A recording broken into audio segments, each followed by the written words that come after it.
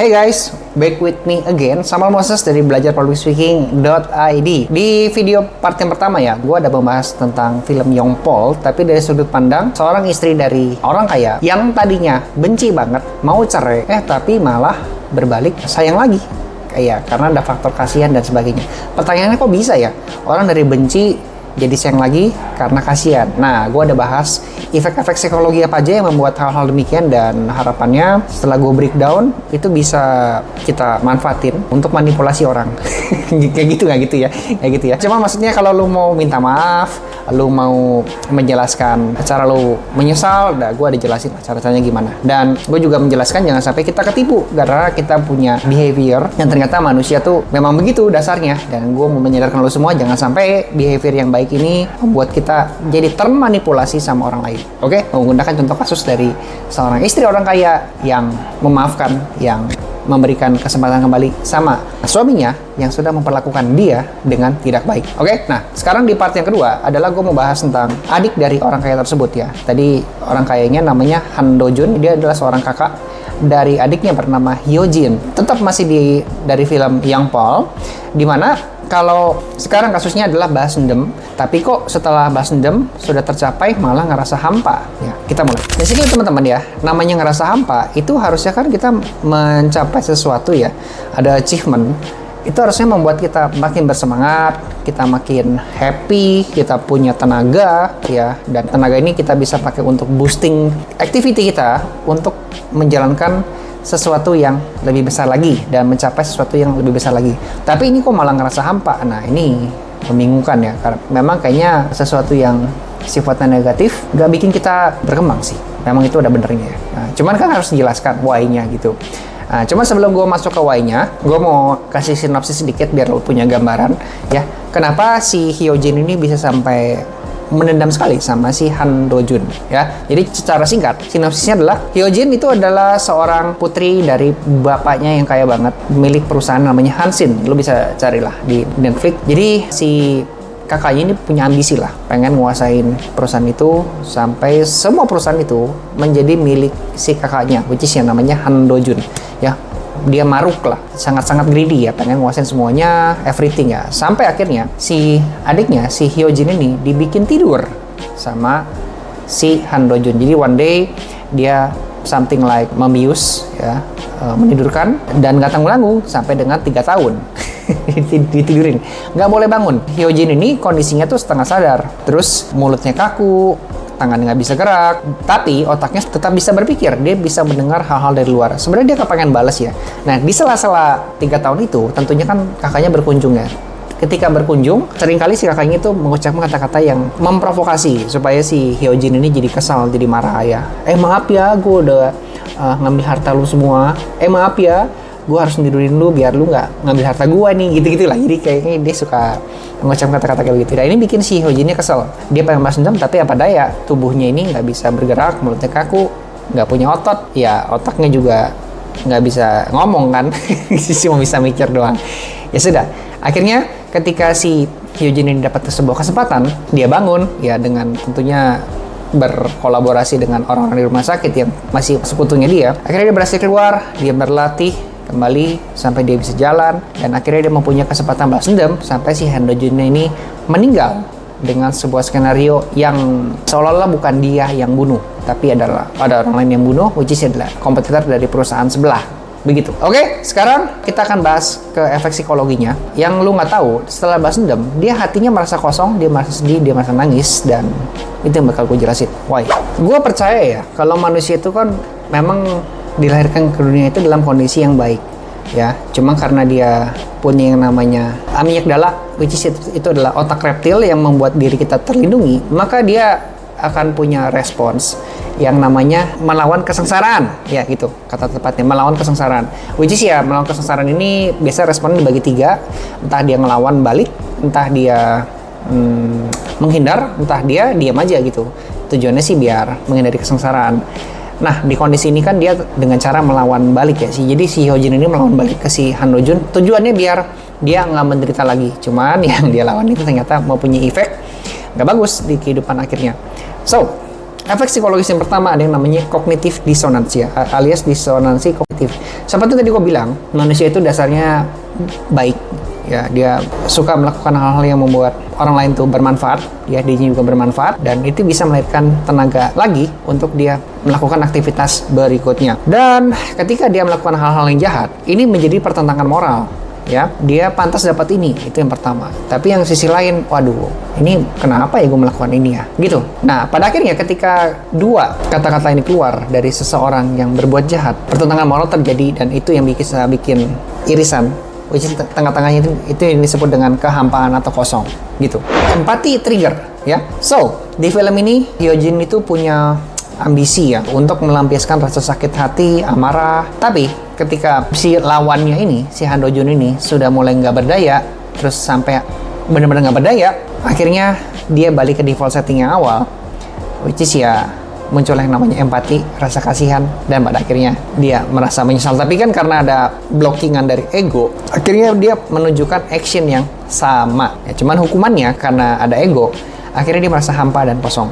Di part yang ketiga ada yang namanya The Empty Victory Phenomenon ya, dan The Empty Victory Phenomenon ini gue ambil dari buku berjudul namanya The Hedonic Treadmill. So, ini adalah sebuah fenomena kemenangan hampa di mana kita akan melihat seseorang menderita, itu bikin kita bahagia. Dan ternyata itu nggak bisa bikin bertahan lama, yang ada muncul kekosongan. Udah gue bales sih, tapi kok malah nggak enak ya. Jadi lu akan happy sesaat, syukurin lu, mampus lu. Tapi sekarang, dan dia mampus terus apa ya? Apa? Cari lawan lagi, ya, cari kompetitor lagi. Kayaknya ada yang kurang nih, gitu. Jadi manusia itu punya yang namanya moral, ya, karena kita akan dididik dari kecil, sudah tertanam, ya, terrefleksi dalam perilaku kita. Dan pada akhirnya kita melakukan kejahatan yang kita nggak diajarin sama orang tua, sama pendidikan di sekolah. Itu menjadi sebuah pertentangan batin. Dan ini adalah sebuah efek the moral hangover, ya. Sebuah perilaku yang membuat kita tuh puas dan terkesan jahat, tapi bertentangan sama moral kita. Ketika kita melakukan hal tersebut, ya, sesuatu yang jahat dan terasa sudah kelewatan, akhirnya si alarm di otak kita tuh bakal menyala dan dia akan memunculkan stimulus dan dia akan menjelaskan dalam bentuk kata-kata, kayaknya gue kelewatan deh, gitu. Efek yang kelima namanya the psychological projection, ya, jadi proyeksi psikologis. Apa yang dialami orang lain sometimes tuh tercermin diri kita sendiri. Ya, ini memang sih kalau di dalam selling itu NLP ya, kita meniru-niru gerakan orang, merasakan empati orang.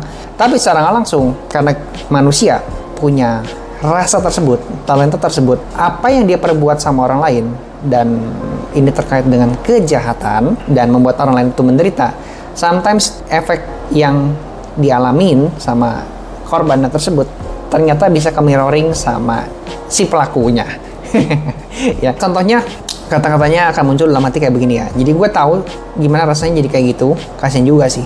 Ini kayak efeknya nyerang ke diri sendiri ya. Efek yang keenam, ada yang namanya over identification ya. Kalau misalnya kita sudah melakukan kejahatan yang terlalu berlebihan, terlalu sadis, ada kemungkinan kita malah jadi terlalu berempati sama orang yang kita sakiti. Ya, jadi emosi ini bakal berubah, switching ke dalam sebuah kata-kata, duh kok gue malah jadi jahat banget sih. Ya, gue dulu juga pernah di posisi dia dan itu gak enak banget. Efek yang ketujuh, which is ya ini analisa gue pribadi, ini namanya social conditioning. Memaafkan itu lebih mulia daripada membalas. Itu kata pelajaran agama. Ya, siapa tahu si Hyojin ini pernah belajar agama ya. Dan diajarkan bahwa kita harus mudah memaafkan orang, ampuni orang, maka dosamu juga bakal diampuni. Dulu sih gue bilang cuy lah, apaan tuh? Gak ada ya. Tapi setelah gue memahami esensi ya daripada kata-kata itu ya, oh ternyata efeknya lebih ke buat diri sendiri. Ketika lo punya hati yang dendam, panas, dan gak mudah memaafkan, ternyata ya kan dia juga gak merasa rugi juga dengan dimusuhin sama kita. Ya, that's not good ya, maka kitanya yang akan merasakan efeknya. Jadi pusing, kepala kita teringat si orang tersebut. Jadi apa? Mau makan, mau kamar mandi, kita seperti melihat sebuah hologram di depan mata kita, itu gambarannya adalah musuh kita terus-terusan. Dan itu sangat-sangat mengganggu yang namanya produktivitas. That's not good, makanya kita harus mengampuni sama memaafkan orang tersebut biar cepat lupa tuh, biar tuh orang tuh hilang dari pandangan kita begitu ya. Jadi disebut dengan social conditioning. Maybe Hyojin ini kan sudah dapat pelajaran agama. Mama bilang balas dendam tuh nggak baik, makanya kita harus memaafkan, dan itu menjadi batinnya tuh nggak tenang ya. Gue harus maafin atau gue harus terus melakukan kejahatan terhadap si Han Do-jun.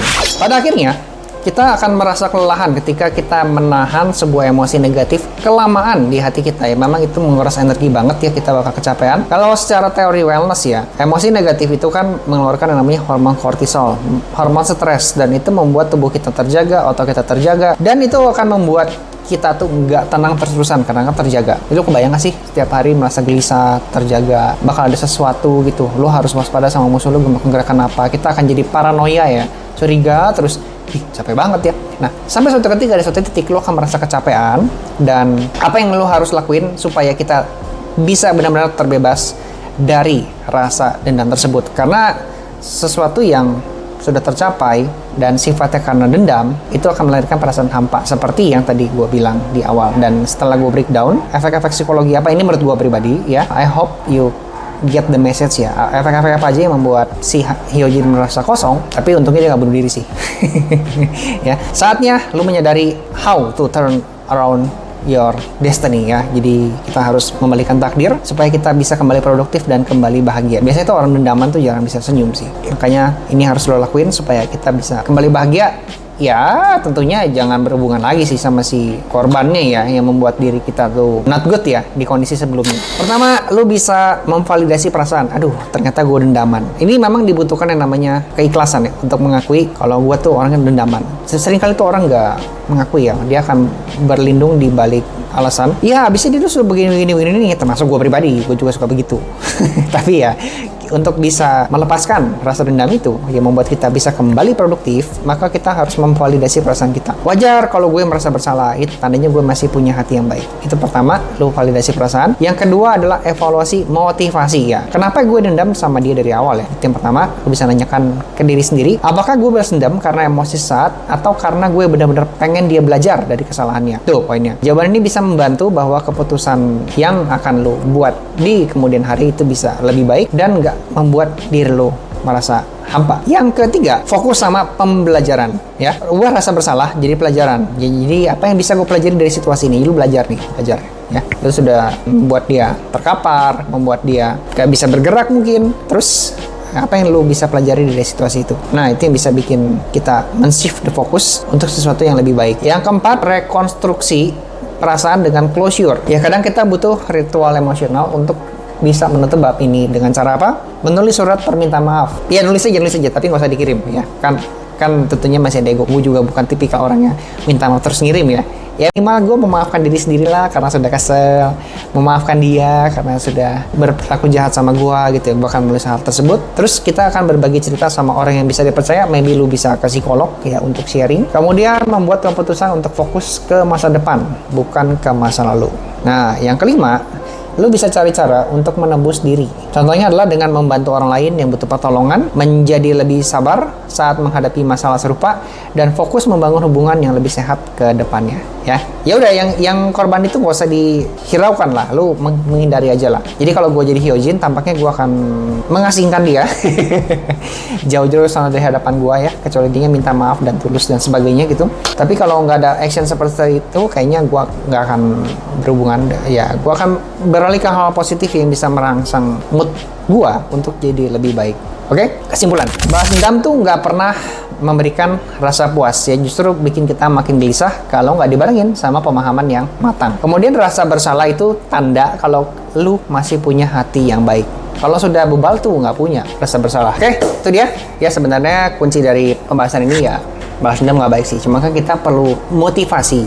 Kenapa dendam itu menjadi sesuatu yang salah, bukan yang benar. I hope this is insightful in your mind dan memberikan lu punya eureka moment supaya kita bisa menjadi manusia yang lebih baik. Which is ya, lebih baik hati kita dipenuhi kebahagiaan, endorfin, serotonin, dan ini adalah tenaga kita untuk melakukan sebuah inovasi, aktivitas yang membuat everything is gonna be better. Kalau lo suka dengan channel seperti ini yang membahas tentang communication skill ya, kalau gue breakdown, ya misalnya ngomongin relationship, ngomongin networking, ngomongin cara presentasi depan umum, cara public speaking yang baik, cara kita menjelaskan, how to selling, how to negotiating. Lu cocok banget untuk subscribe channel ini. Gue akan banyak bahas tentang materi-materi everything is about communication skill, dan gue nggak mau lu ketinggalan update dari channel ini. So, setelah subscribe, nyalain juga tombol loncengnya ya. Semoga bermanfaat dan sampai ketemu di video berikutnya. Oh, sebentar, ada yang ketinggalan. Gue juga punya ini ya, kursus ya, yang membahas langsung how to get a better communication skill dalam banyak e-course. Lo tuh cari aja yang cocok yang mana dengan kepribadian lo, dengan masa lalu. Tentunya materi ini lebih terstruktur, lebih rapi, dan lo akan mendapatkan action plan yang jelas sehingga lo akan bisa langsung implementasi di lapangan dengan teori yang sudah gue sediakan. Karena teori ini gue susun berdasarkan pengalaman gue pribadi, dan hopefully ini bisa membantu kalian semua menjadi a better communicator gitu ya. Ini beneran terakhir ya, sampai jumpa di next video, oke? Bye-bye.